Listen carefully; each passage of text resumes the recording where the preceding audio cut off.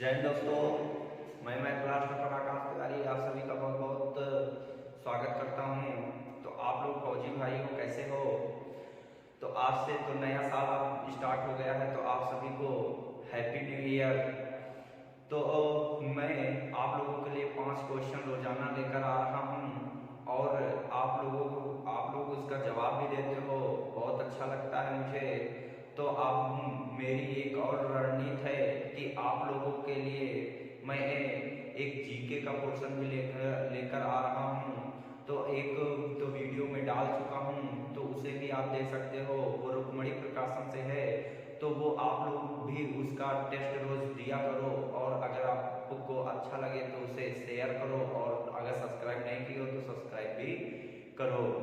तो ज़्यादा बात न करते हुए हम आज फिर 5 क्वेश्चन जो इम्पोर्टेंट क्वेश्चन हैं देखेंगे कि कितने लैंग्वेज में कितने बड़े बड़े क्वेश्चन होते हैं, लेकिन उनको कैसे सरल तरीके से आप लोग करोगे। तो आपको आज से जो क्वेश्चन रहेंगे वो आप लोगों को स्क्रीन पर लिखे हुए दिखेंगे। तो आप लोग सिर्फ इसका सोल्यूशन देखो और आप लोग क्वेश्चन स्क्रीन पर देखना। पहला प्रश्न देखो क्या कह रहा है कि एक संख्या को 357 से भाग देने पर शेष 39 प्राप्त होता है। यदि उस संख्या को 17 से भाग दें तो शेष क्या बचेगा? देखो लैंग्वेज में बड़ा क्वेश्चन है, लेकिन करना सिर्फ क्या है कि जो तुमसे पहले कहा है कि 357 से भाग देने पर उसको भूल जाओ, सिर्फ उतना याद रखो जो कह रहा है शेष 39 प्राप्त होता है और यदि उसी संख्या को 17 से भाग दे तो शेष क्या प्राप्त होता है। तो बस आप देखो कि यहाँ पर 39 शेष प्राप्त हो रहा था। यदि उसने कहा है कि इसी संख्या में 17 से भाग दे तो शेष क्या प्राप्त होगा, बस 17 से इसको भाग दे दो, 17 दूना 34। तो इसका मतलब 39 में अगर हम घटा दे 34 तो कितना बचेगा? 5। हमारा हो गया उत्तर। तो हमारा उत्तर हो गया, कितना बचेगा? 5 बचेगा। ठीक, नोट कर लो इसे।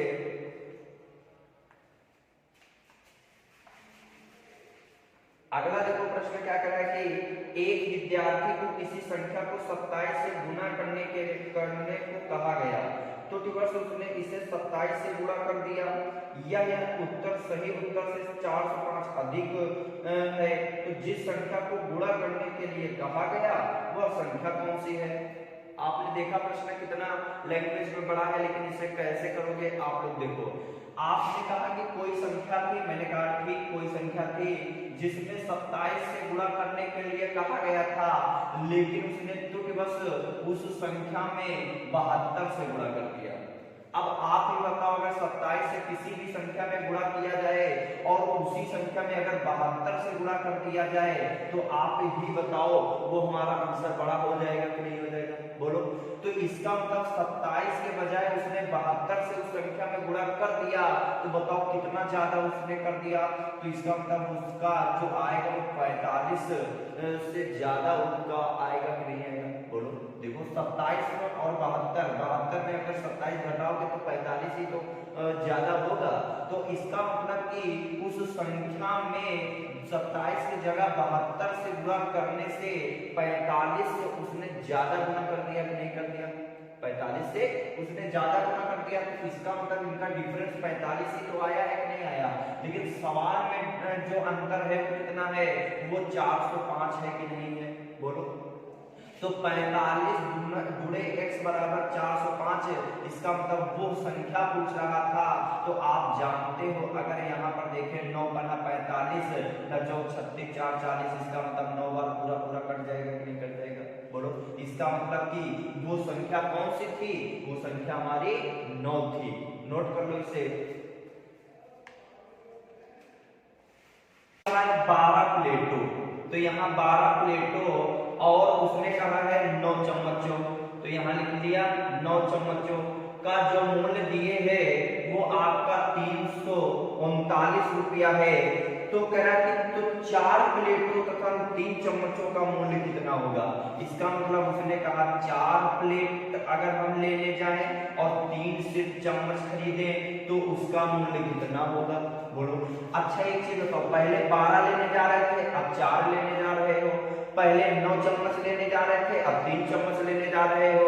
इसका मतलब कि अब 12 से 4 लेने जा रहे हो तो 3 गुना कम लेने जा रहे हो, नहीं जा रहे हो? बोलो, 4 3 12। यहाँ 9 लेने जा रहे थे, अब 3 लेने तो 3 3 का 9, 3 गुना चम्मच भी कम लेने जा रहे हो। इसका मतलब अगर 3 गुना तुमने वस्तु में कमी ले आए हो तो 3 गुना पैसा भी तो कम लेकर जाना पड़ेगा कि नहीं जाना पड़ेगा? बस आपको यहाँ पर से तो कितने से भाग कर देना है? 3 से। तो 3 एक करना, 3 3 एक करना, 3 3 3 का 9, आपका हो गया उत्तर। नोट कर लो इसे, हो गया। अगला प्रश्न है, तो अगला प्रश्न देखो, अगला प्रश्न क्या कह रहा है कि एक खेत में एक पंक्ति में उतने ही पेड़ लगे हुए हैं जितने की पंक्तियां हैं। कभी भी ऐसा प्रश्न आ जाए उतना और जितना करके, तो उस खेत में अगर 70 56 पेड़ हैं तो एक पंक्ति में कितने पेड़ होंगे? तो हमेशा याद रखना, कभी भी पंक्ति वाला आ जाए या आपसे कभी भी अगर प्रश्न में पूछ देता है कि मतलब एक गणतंत्र दिवस के अवसर पर जितने लड़के थे उससे उतने ही लड्डू दिए गए, तो वहां पर लड्डुओं की संख्या बताओ या लड़कों की संख्या बताओ, ऐसे प्रश्न कभी भी आ जाए तो जो तुमको संख्या दे दे उसका वर्गमूल ले लेना। क्या? जो दे दे उसका वर्गमूल। देखो कैसे, उसने कहा एक खेत में उतने ही, कह रहा पंक्ति में उतने ही पेड़ हैं, मतलब मान लिया कुछ पेड़ थे और उतने ही पेड़ लगे हैं जितने की पंक्तियां, मतलब मान लिया उतने ही पंक्तियां हैं, तो इसका मतलब जितने पेड़ उतनी पंक्तियां। लेकिन वहां सवाल में जो कह रहा है कि अगर वहां पर 70 56 पेड़ हैं, ये देखो 70 56 पेड़ है, तो आपने कहा x इंटू एक्स स्क्वायर हो जाएगा, और यहां से अगर स्क्वायर हटाना चाहोगे तो वर्गमूल लग जाएगा। और आप जानते हो 70 56 जो होता है किसका वर्गमूल होता है? तो 70 56 किसका वर्गमूल होता है? 84 का होता है। अब मुझे तो आपने कहा कि आपको तो याद है, आपने 84 निकाल दिया, लेकिन आपको हमें नहीं याद, तो हम 84 कैसे निकालेंगे वर्गमूल? तो इसका भी देख लो तरीका। अगर कभी भी अगर दी गई संख्या के इकाई के अंक में अगर आपको कभी भी 1 मिल जाए, ठीक, कभी भी 1 मिल जाए, ठीक, और 4 मिल जाए, 5 मिल जाए, 6 मिल जाए, ठीक, 6 मिल जाए, क्योंकि आप जानते हो कि 1 का वर्ग करोगे 1 आएगा, 2 का वर्ग करोगे 4 आएगा, 3 का वर्ग करोगे 9 आएगा, और 5 का वर्ग करोगे तो 5 आएगा। तो 1 4 5 6 9, अगर ये दी गई बड़ी से बड़ी संख्या के इकाई के अंक में 1 4 5 6 9 आ जाए तो वो किसी न किसी का वर्गमूल होगा। अन्यथा इनके अलावा अगर कभी भी 2 दिख जाए, 3 दिख जाए, 7 दिख जाए, ठीक, और अगर आपको 8 दिख जाए, तो ये अंक अगर दिख जाए तो वो किसी न किसी संख्या का वर्ग नहीं होंगी। तो इतना, या इसी से भी एक प्रश्न आपका आता है, याद रखना। तो अब हमने कहा इसका वर्गमूल कैसे निकाले, तो हमने कहा कि जो इकाई अंक 6 है, तो आपने कहा कि 2 गुना 4 और 6 कह रहा है, तो इसका मतलब कि आपने कहा 6 36 होता है कि नहीं होता है? बोलो, तो इसका मतलब 6 36 होता है। और आप जानते हो कि 4 चौको 16 भी तो होता है कि नहीं होता है? तो इसका मतलब कि अगर 4 का वर्ग करें तो भी इकाई अंक 6 आएगा, और अगर हम 6 का वर्ग करें तो भी इकाई अंक 6 आएगा कि नहीं आएगा? बोलो, आएगा। और वर्ग मूल में आप जानते हो जोड़ा कितने बनते हैं वर्ग में? तो 2 के बनते हैं कि नहीं बनते हैं? तो हम 2 संख्या छुपा देंगे, बचा कितना? 70। तो 70 को ऐसा, 70 के पास ऐसा कोई वर्गमूल ले जाओ, ऐसा किसी संख्या का वर्ग करो जो 70 से ज्यादा ना हो। तो आप जानते हो 88 64, 88 64, देखो 64 अगर 9 ले जा रहे हैं तो 9 9 या 81, ज्यादा हो जाएगा कि नहीं हो जाएगा? तो 88 64, तो 8 यहाँ पर भी लगा दो, 8 यहाँ पर भी लगा दो, ठीक। अब हमको ये नहीं पता है कि ये 84 का वर्ग है कि 86 का वर्ग है, क्योंकि 4 चौको 16, 6 36, अब मुझे ये नहीं पता है। तो आपने कहा कि अगर मुझे नहीं पता तो अब कैसे पता करें कि 84 होगा कि 86 होगा? तो आप हमेशा याद रखना कि जो संख्या को तुमने वर्गमूल के पास लेकर गए हो उसी के आगे वाली संख्या, क्या में गुणा कर दो तो 9 अट्ठे कितने होते हैं 72। अब देखो 72 से 70 छोटा है कि बड़ा, तो 72 से 70 छोटा है, तो इसका मतलब हमारा उत्तर जो होगा वो क्या होगा 84 होगा। बिल्कुल सही। अगर छोटा वाला अगर बड़ा होता तो बड़ा वाला आ जाता। नोट कर लो इसे,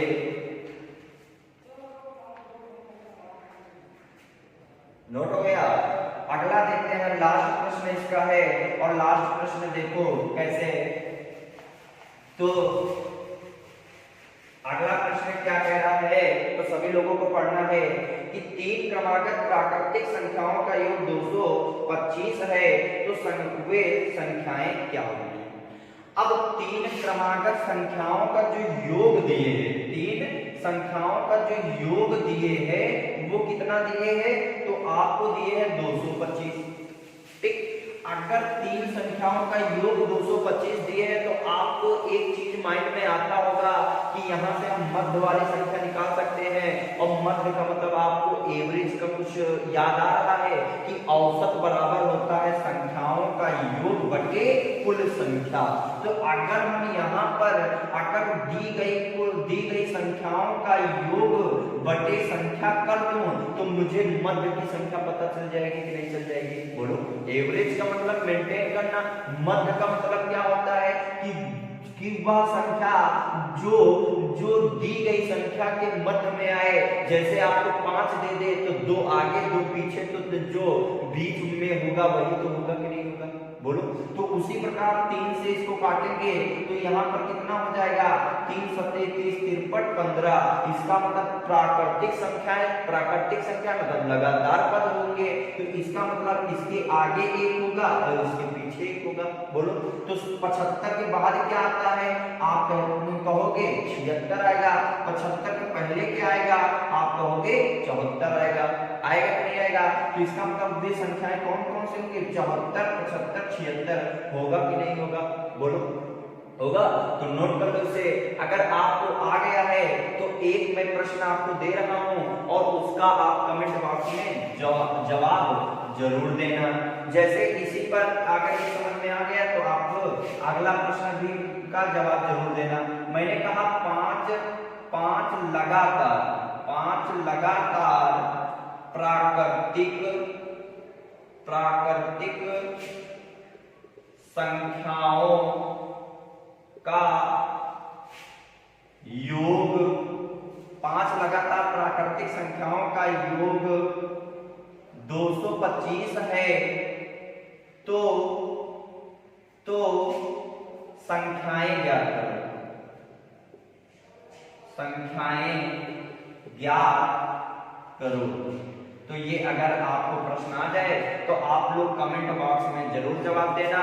और आप लोग आपको अगर ये सेशन अगर अच्छा लग रहा है, 5 क्वेश्चनों की सीरीज अगर अच्छा लग रहा है तो इसे शेयर भी जरूर करना। अगर आप लोगों ने अगर सब्सक्राइब नहीं किया है इस वीडियो को तो आप इस चैनल को सब्सक्राइब भी जरूर कर लेना। तो आप लोग ये आपका नया साल है और नए साल में नए अंदाज के साथ, नई उमंग के साथ, नई रणनीति के साथ आप लोग अच्छे से मेहनत तक करो। जो बीत गया उसे, और जो चीज जो आपको नहीं कुछ भी अचीव हो पाया है अभी तक, तो उसको भूलकर एक नई उम्मीद के साथ, एक नई किरण के साथ अपने मन में एक नई उम्मीद जगाइए और उसी पर लग जाइए। तो ईश्वर जरूर आपका साथ देगा और आप इस बार जरूर वर्दी आपको मिलेगी। तो ज्यादा बात ना करते हुए मैं एक कहना चाहता हूँ, एक बात तो उसे गौर से जरूर सुने। तो कहने मतलब है कि नई उमंग है, नया साल है, नई उमंग है, नया साल है। इसे तो आजमा के देखो, इसे तो आजमा के देखो। जो तुमने कहीं पर अभी तक पढ़ा है तो अच्छी बात है, एक बार मैथ ब्लास्टर पर आके तो देखो। बोलो जय हिंद।